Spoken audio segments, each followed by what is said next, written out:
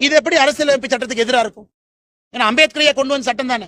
51, 52 ஒரே நாடு ஒரே தேர்தல்னா, 57 ஒரே நாடு ஒரே தேர்தல், 62 ஒரே நாடு ஒரே தேர்தல், 67 ஒரே நாடு ஒரே தேர்தல். எப்படி அம்பேத்கரையாவுக்கு எதிராக பாரதிய ஜனதா கட்சி செயல்படும்? அதனால சில படித்த அரசியல்வாதிகள் கேட்டா 5 முறை எம்பி 7 முறை எம்பின்னு பாராளுமன்றத்தில் பேசுறாங்க.